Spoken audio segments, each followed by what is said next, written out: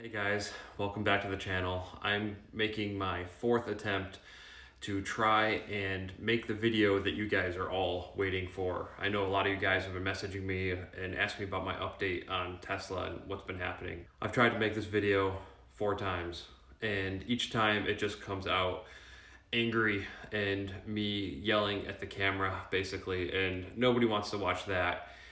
I just am so frustrated by Tesla and what they've done to me and just how they've handled everything that it's been really hard not to convey that in the camera and make a semi-calm video. So I feel like today I am to the point where I can make this video. It's been about a week since I got my car back from Tesla. There was about a month in there where I was not able to drive the vehicle. But I guess before we get too far into this saga, you have to go back and watch the playlist I have on my YouTube channel for all of my service issues. Watch the whole thing, because if you watch this without watching those, you're just gonna think I'm a Tesla hater, I'm a horrible person, and I just want to bitch and complain. But if you go back and watch all those videos, you can see everything that I've gone through with Tesla service here in New York. If you watch the videos, you'll see that I started out very optimistic. I loved the car. I was a huge Tesla fanboy and everything was great. It's just they had to work on a couple things with my car. Even when I was getting shit on, I was still saying positive things about Tesla and the people who were on me. It wasn't until this last instance that really has me saying Tesla, and I'm just so done with them as a brand and as a car company. And I don't say that lightly, because Tesla was my world. I mean, I was a huge EV guy. I host the National Drive Electric Week here in Ithaca, and it's been 5 years running. I've been driving electric cars for longer than most people even knew it was possible. Tesla was always the brand that I wanted to be a part of. The Model X was my dream car, so I don't say any of this lightly. So if anybody wants to label me as a Tesla hater or any of that crap, you're just not listening or not watching my videos. It's taken a lot of abuse to get to this point. So to start the story officially, I guess, picking up where I left off in the last video, when the car was shut down, what had happened was there was a code that came up on the dash that would not let the car drive. It was, I forget actually what they said. I'll put a screenshot up here so you guys can see the screenshot of what I was seeing in the car. I didn't know at the time why it had happened, but after talking with a few different people, reading posts online, and talking with one of the world-renowned Tesla hackers, it turns out there was an issue in the 2019.40 series of updates for Tesla. And what they had done is narrowed the parameter for an HV isolation issue. So I don't know the software side of it really as much, but in a nutshell, I guess you have a top and a bottom limit. And they had narrowed that window too much so that just average people just driving their car, somehow something was happening. The car was freaking out, saw something it didn't like, and threw this code. From what I've heard, that's it. There's been at least 7 people online that I've seen that have had the same issue, that have had to take the car into Tesla, because once these codes pop up, the car is not drivable. I tried everything to avoid taking this car to Tesla because of the service I've received. Again, watch that playlist. I don't know what you're doing here. If you haven't watched all of those other videos, I've gone through the ringer with Tesla on all these other issues. The last thing I wanted to do was let them touch my car again. So I tried every reset procedure I could find online, disconnected the battery. I let it sit for a couple days with the battery disconnected. There is no way that you can clear this code yourself. So then I started digging, trying to find a copy of Toolbox. Toolbox is the software that Tesla uses to do anything to your car. You can't get it anywhere. It's just not available. They don't give it to you. Tesla approved body shops have it, and Tesla has it. That's it. Nobody else has it. I talked to the Electrified Garage guys, and they were awesome. They tried helping, just unfortunately without Toolbox, we can't do a whole lot on the software side.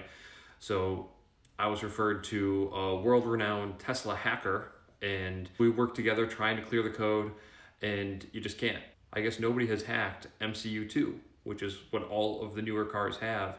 The older generation cars, you can, I guess, hack them and clear codes and do stuff from what I understand, but it's just not possible in any of the newer cars, probably past 2015. I'm kind of guessing there though, because I don't have a car that's that old, and it's just not my expertise either. I don't really do anything with software and hacking at all, so that's just what the professionals have told me in my exploration of trying to clear this code myself rather than going through Tesla.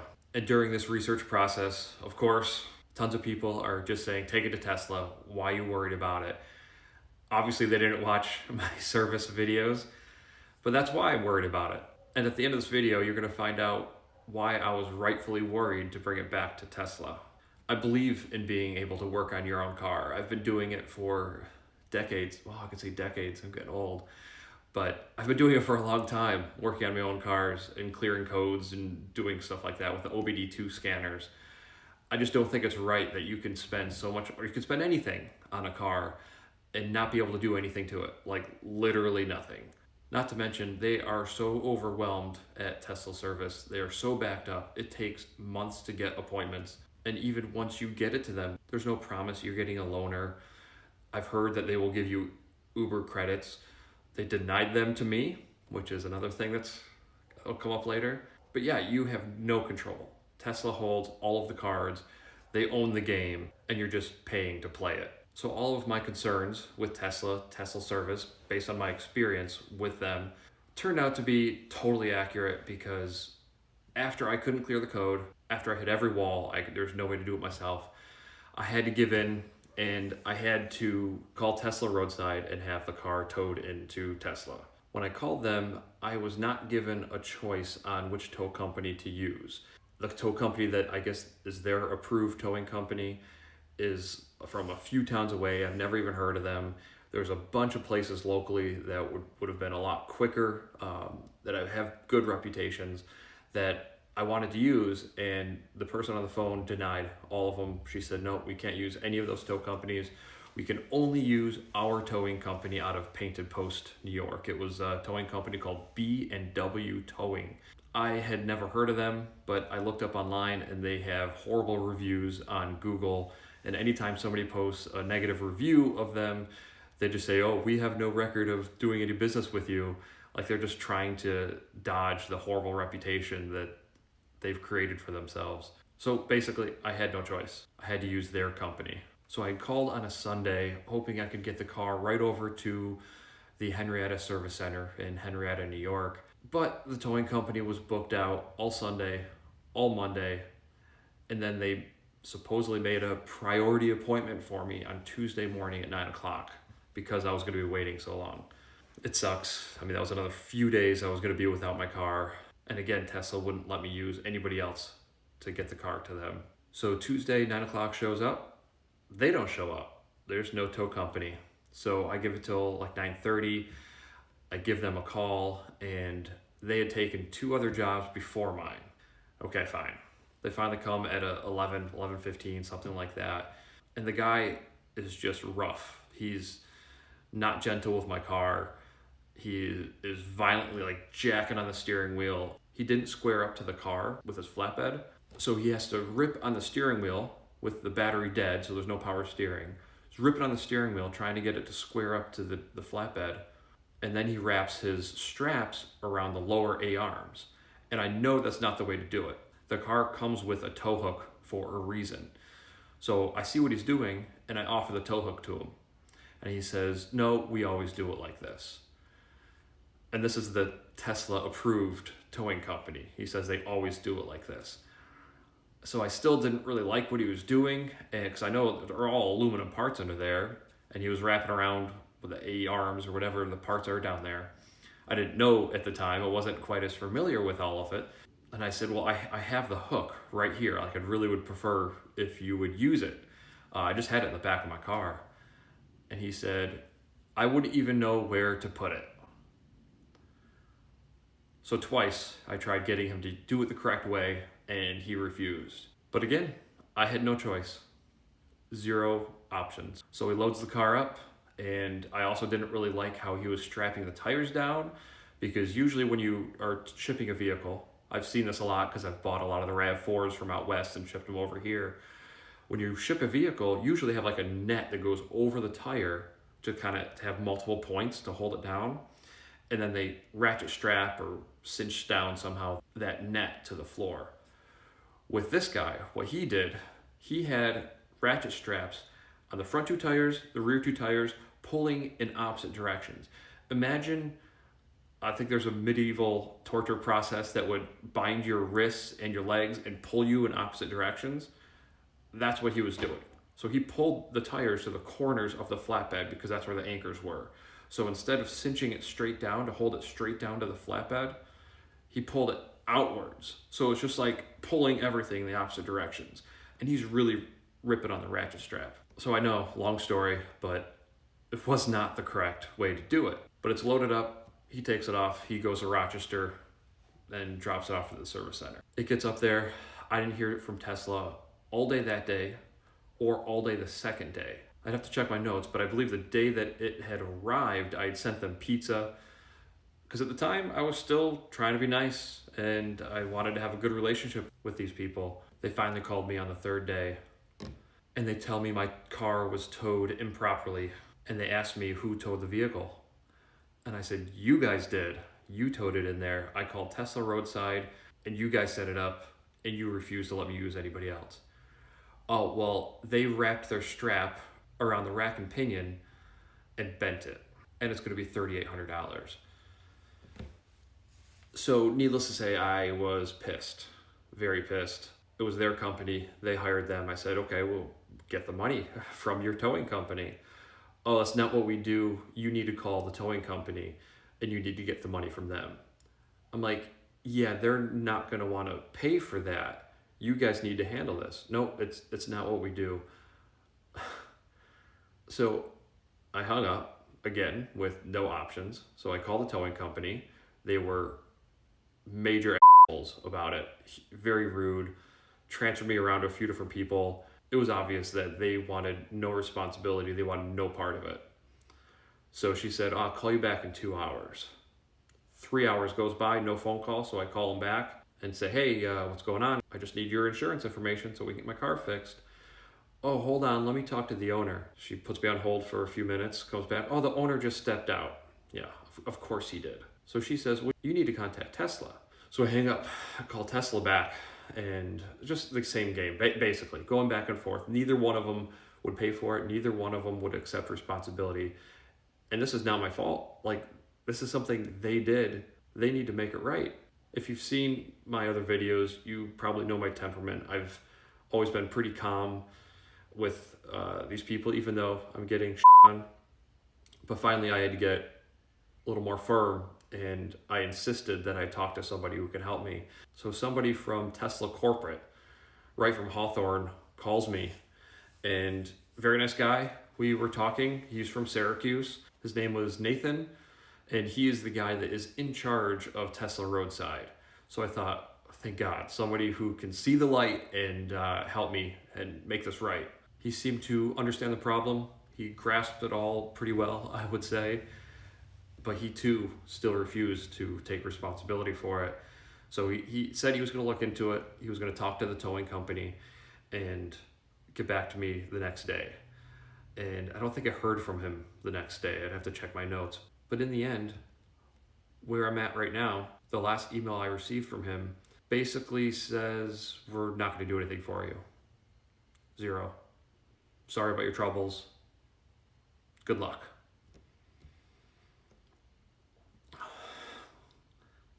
So needless to say, I was pissed, very, very angry.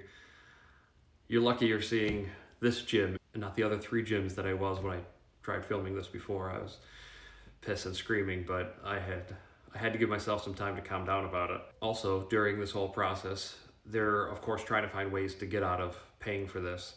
So they're trying to find out if I had anybody else tow it or touch the car at all, ever. So the Tesla Service Center in Henrietta had the balls to call AAA to see if I'd ever used their services, just trying to find if there was a different company that might have towed this vehicle and damaged it.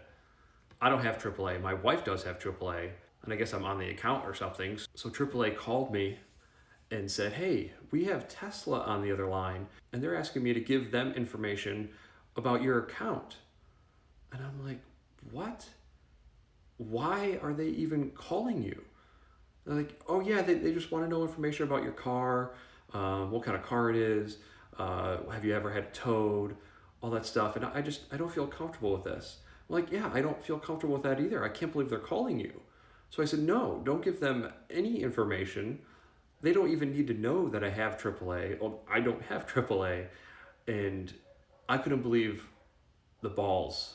I couldn't believe the length that they took to try to get away from paying for this. This is their damage, no question. Their towing company messed it up, and they towed it up there. This was, at the time, a 4-month-old car, and this is the service I'm getting. And I just remembered something else, so I'm gonna jump around a little bit here too. I never mentioned this before, just because I honestly got sick of making all those horrible service videos in that playlist, but one of the last issues I had with them was that the weather strip seal around the driver and passenger side door had to get replaced. So they did come out and replace that, and the seal ended up being, I guess, like a little thicker, a little firmer. The mobile technician told me they changed it a little bit from the original version. Whatever, it still does the same thing. It just seems to be a little thicker and firmer. But unfortunately, it's rubbing on the paint on the door jamb of my car. I was gonna let it go because it's not that bad, and I've already had so many other problems with Tesla service. The last thing I wanted to do was really deal with them anymore. And I asked him if he could just put some paint protection film over the area, clean it, and then put some paint protection film, because I've heard that's how they've solved issues with the Falcon Wing doors. He said he can't do it on a mobile visit, but that if I'm ever in for a service center visit, then they could do it there. Fine, whatever. So now that my car is going in there for this whole problem, I thought they could do it for me. No big deal, just a couple pieces of thin film. The service technician says, no, you didn't tell us about this problem, so we can't do it during this visit. But I'm like, your mobile service technician knows about it. He's the only one for all of upstate New York, and I'm sure it's in my notes. No, you didn't tell us about it. I'm like, how am I gonna tell you about it? There's no phone number. You can't call. There's no way to get a hold of anybody. The only way you can get a hold of anybody, at least at this service center, is to make an appointment in your app, wait about 2 weeks, you get a confirmation email, and then another week or two later, a day before the appointment, somebody will call you to cancel the appointment or move it, or maybe actually say they're gonna show up. That's one way.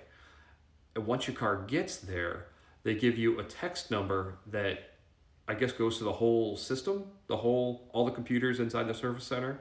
So you can text this phone number, and somehow it pops up in their computers. I haven't seen the receiving end, but somehow it pops up there, and you could write, please call me, because it's only a text number. You can't, if you call the number, it doesn't go anywhere. It's only a text phone number. So you could say, please call me, and they may or may not call you. In my experience, I think it was 1 out of 3 times when they actually called me. So yeah, there's no way that I could have told him about this problem. But they refused to work with me, and they refused to fix it. So now I had to make another appointment, and I'll be damned if I ever go back to Henrietta again. So I made the appointment for Albany, which is about 2.5 times as far, but again, no options. And the whole time the car is in there, they have blocked me from seeing it on my app. They actually went into the screen and they turned off mobile sharing. So you can't see your car the whole time it's there. So I can't monitor the charge level. I'm getting notifications, so I can see that they're charging it, but you can't see the location. You can't do anything. You can't see anything with the car. So that was frustrating because I don't know if they were leaving my car outside at night, which I kind of think they were, but I don't know. They're just being very secretive about it. So after all this, I could see that I was getting screwed. I talked to a friend who is a lawyer. Unfortunately, he's not certified for New York, so he was just kind of a friend giving me advice, and I couldn't actually hire him. But he advised me to not give them any information and get your car back from them. So that was my new goal, is just to get my car back from them as fast as possible. They had cleared the code on the dash, but they refused to admit that it was a problem with the software. They wanted to keep digging into the car. They wanted to spend all this time doing research. And I just wanted my car back. I just wanted to be able to drive. So I had hoped they were going to fix the rack and pinion and just get my car drivable so I can get home. So then they called me and they wanted me to give them an approximate time of when this code happened. And at this point, I'm already beat to shit. I am at my wit's end. I'm not in the mood to help them with anything. I guess when the 12-volt battery died, it cleared all of the data, all the logs that are inside the car. They couldn't see what was going on when the code popped up. Come to find out, it's crazy the data that they collect and they have. They can tell if you had a door open. Which door did you have open? Did you have the heating on? What were you doing? Were you sitting in the seat? Were you sitting in the middle seat in the second row? Where were you? What were you doing? Where was your key fob? They have all of that data, and they will use it to try to get away from the responsibility of repairing your vehicle to blame it on you. It's incredible the data they have. So they didn't have it hard-coded into my car, I guess. However, all of the data, everything at all times always gets uploaded to the cloud. So they have a database with all of the info, but it turns out, it sounds like it's not very well organized. So they kept asking me for a timestamp. They wanted me to tell them where they could find this information so that they could possibly deny this warranty claim, which eventually they did anyway. So as per advice from my best friend, he said, don't give them anything, just get your car back. That really pissed them off. And I can't prove this, but I'm pretty sure they did, because my flash drive was moved. I had my, the Century camera flash drive. I had it unplugged from the car. It's my own data. It's my own hard drive. It's not Tesla branded. They do not have a right to look at that data. But I think they did anyway, because it was moved to a totally different spot. It was moved from the center console to the cup holder.